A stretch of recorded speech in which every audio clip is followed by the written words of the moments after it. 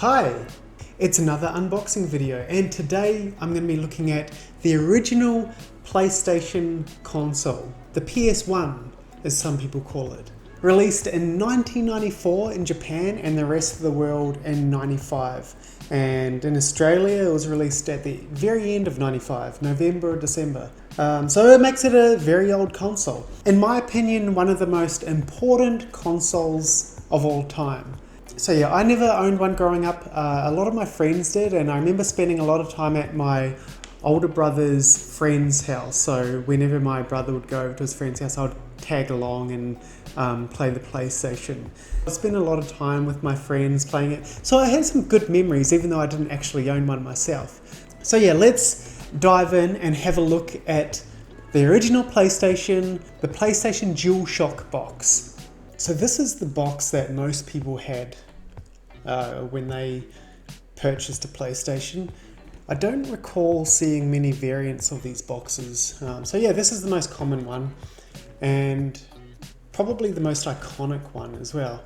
PlayStation DualShock, and then on the top here, much of the same with the PlayStation logo and same on the bottom. And then on the sides here, we've got the PlayStation accessories. So you've got your controller, your analog controller, DualShock, you've got your memory card, a PlayStation mouse and the multi-tap, your analog joystick, a link cable, an AV cable, the RFU adapter and the AV adapter.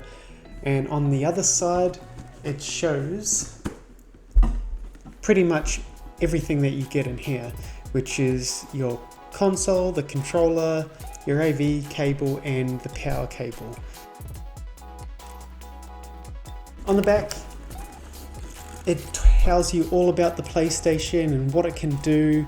I won't read everything. Basically it's the PlayStation's most powerful CD-ROM based games console available, and at the time of this console's release the games library catalogue already had over 500 games, which is massive for any console. Here are some of the games on here. It starts out with Gran Turismo, which in fact is the best-selling PlayStation game. I believe they sold just under 11 million, and in second place was Final Fantasy VII, which is here as well, and they sold just over 10 million copies. And you've got some other classics like Tekken 3, Crash Bandicoot, Tomb Raider, and I remember spending a lot of time at my friend's house playing the X-Files game. I'm a huge fan of the X-Files, so I thought that was pretty cool. So as we open it up, you've got your AV cable, you've got your power cable, and then you've got the original DualShock controller, which was revolutionary at its time. And I'll actually compare this with the brand new PlayStation 5 controller. And underneath all that, you've got your memory card and what I think is like a warranty or guarantee card or something. So that's pretty cool.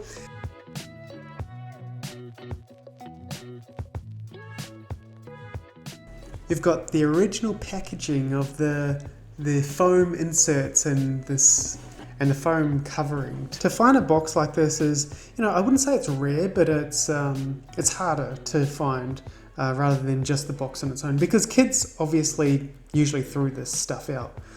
I know I did. So as we take all this off and we can have a look at the PlayStation console, and here it is, the original PlayStation console, one of the greatest consoles of all time. Back in the late 80s and early 90s, Nintendo dominated the gaming market until Sega came along with their Mega Drive or Genesis and directly competed with Nintendo. Both companies really catered more for kids, especially on Nintendo's part, and for teenagers, which Sega sort of aimed their marketing at. And then when Sony came along in the mid-90s with their PlayStation, they brought in a whole new demographic of younger and older adults into the world of video gaming. I believe that they really changed gaming forever and made it more acceptable for people to play video games. That's my impression anyway. I could be completely wrong. The PlayStation became the first console to sell over 100 million units and I think their total was about 102 million. And only 7 consoles in history have ever sold over 100 million. The PlayStation 2, and the PlayStation 4 are in that top 7 group. And that's pretty much the console. So I'll just get my PlayStation 5 controller and we'll have a look at these. Obviously there's been a huge change with the design, but the layout is almost exactly the same, which is very cool.